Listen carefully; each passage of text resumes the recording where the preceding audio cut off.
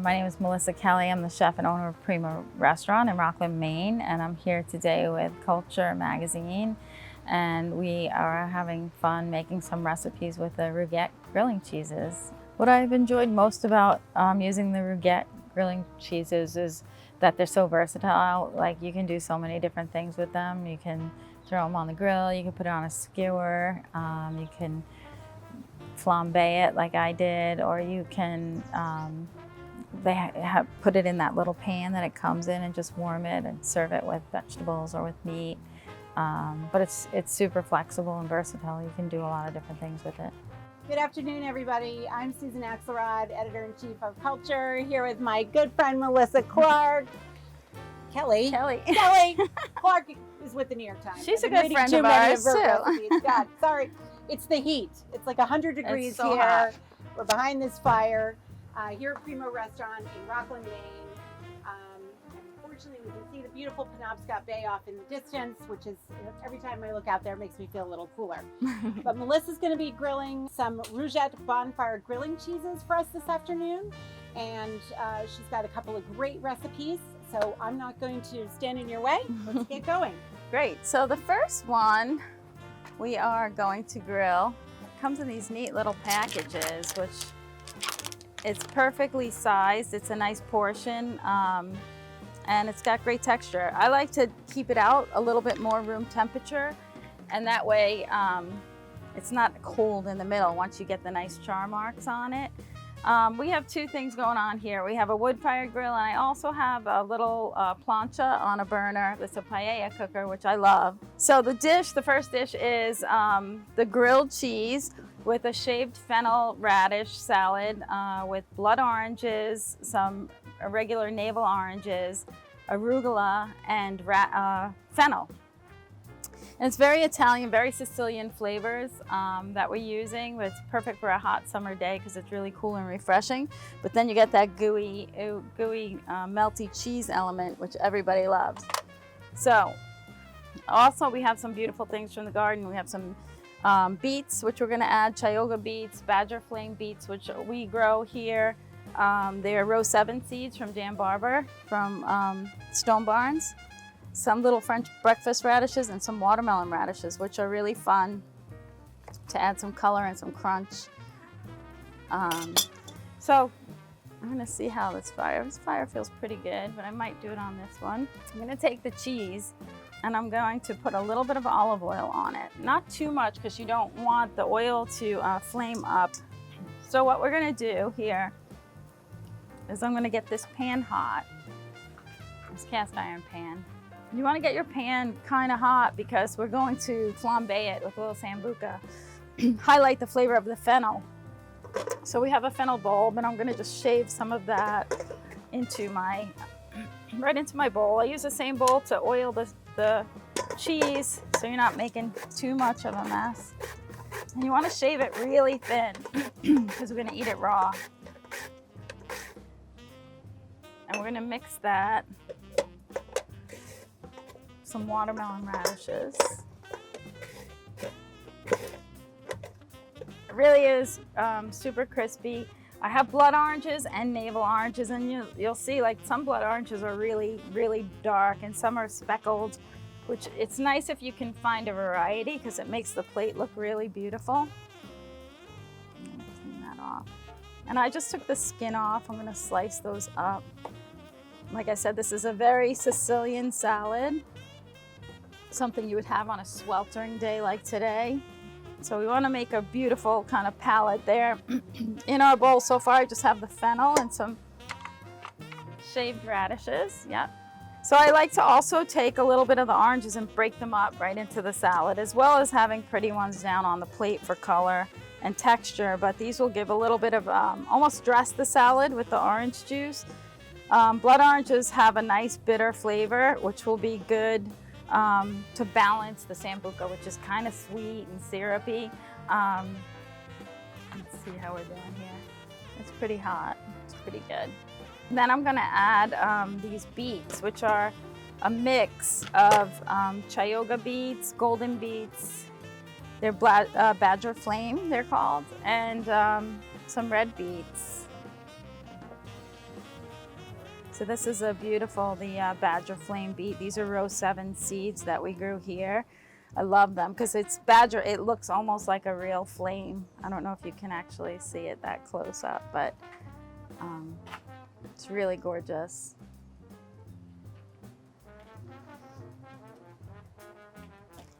Something I like to do with beets too is to have a combination of roasted beets and raw beets. The raw beets look really stunning, and the roasted beets have the texture and the flavor, the really earthy flavor that we're looking for. Great, and here's our greens from the garden. And we have arugula, which is baby arugula.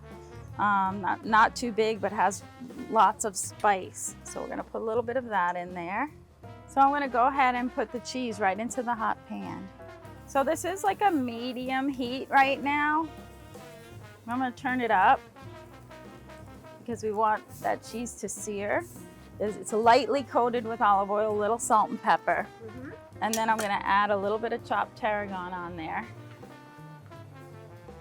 A little bit more seasoning right in the pan.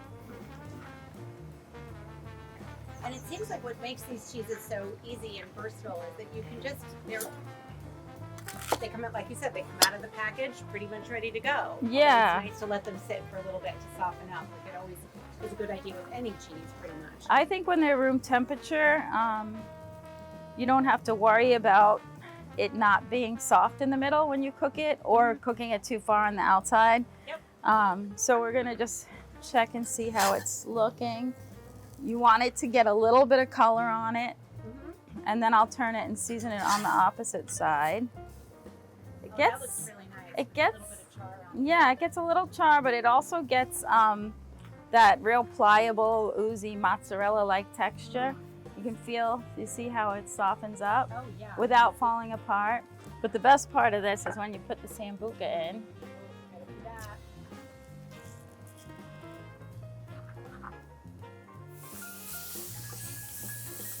You kind of want to put enough so it flavors it and it caramelizes, because there's a lot of sugar in sambuca. You can smell it. It's almost like burnt licorice. And then we're going to put a little bit more of the herbs. And then the olive oil. And I finish it with a little bit of crunchy salt, like Maldon salt or some kind of sea salt, Sicilian sea salt. And you can see now how soft it is. And it's caramelized and super flavorful.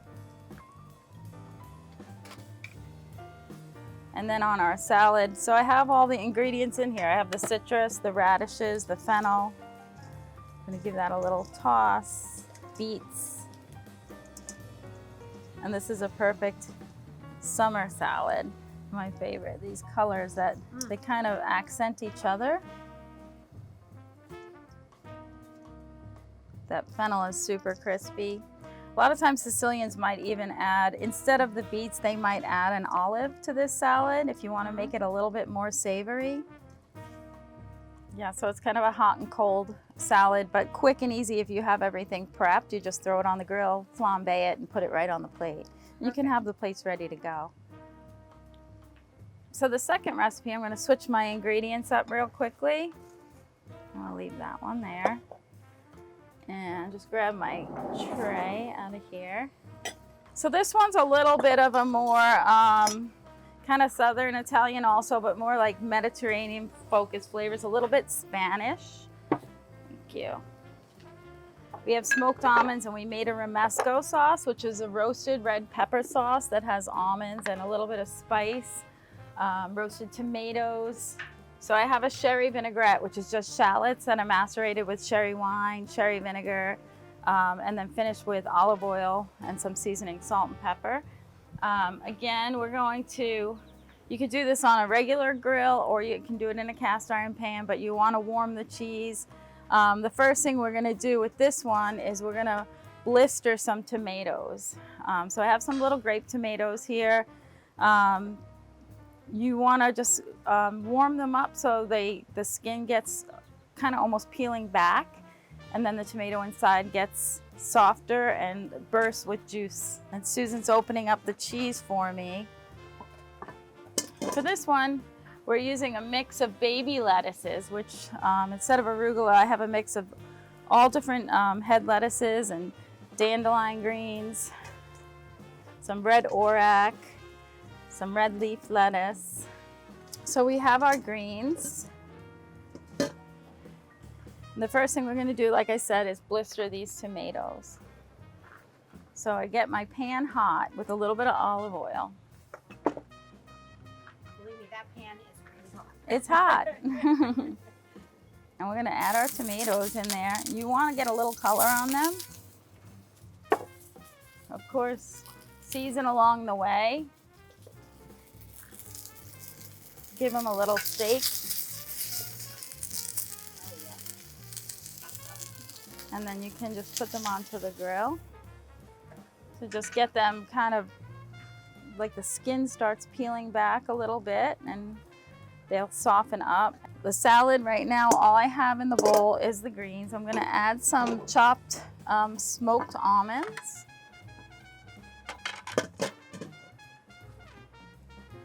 Which are, you know, a little bit of crunch. They're salty. And we also use the almonds in the romesco sauce. So again, I like to kind of highlight the flavor. So I'm gonna put those right in with the greens.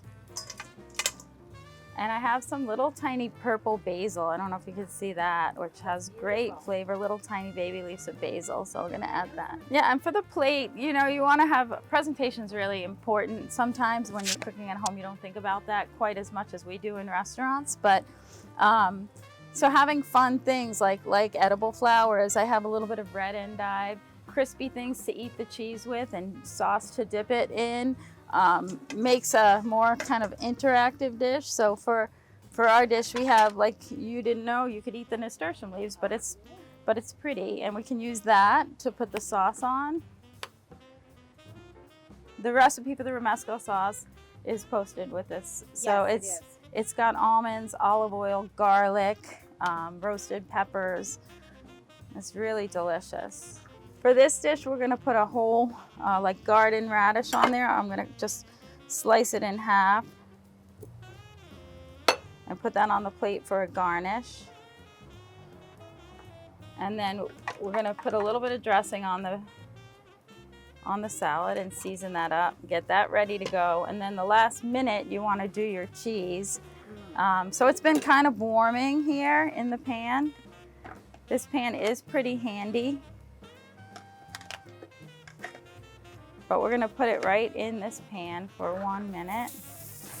Give it a little more char.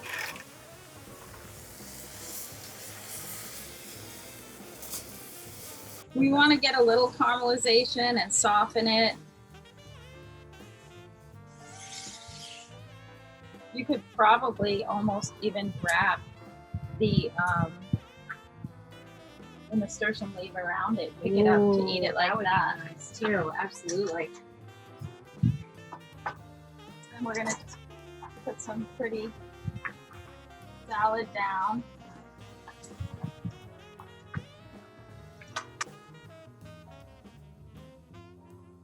All those beautiful greens, the radish, and the smoked almonds, and then we're gonna finish it with these tomatoes. Another absolute winner with Rougette Bonfire Grilling Cheese. And this cheese has been really fun to work with. I feel like it's endless, the things that you can do. You can use it to stuff something or just highlight the cheese by itself. Yeah. So that's our dish. Lovely. We're so grateful that you were able to do this with us with Culture today. Cheese is such a great complement to all the vegetables. It's a great appetizer. It's a great after dinner. You know, you can have it as an hors d'oeuvre. So many things we can do with cheese. I keep a well-stocked pantry. So, and we have an amazing cheese scene here in Maine as well. Yeah. A lot of artisan makers, but none of them make anything like this. So it's nice to have the variety. And we really appreciate you doing this for us today. My pleasure. Thank you. Thank you.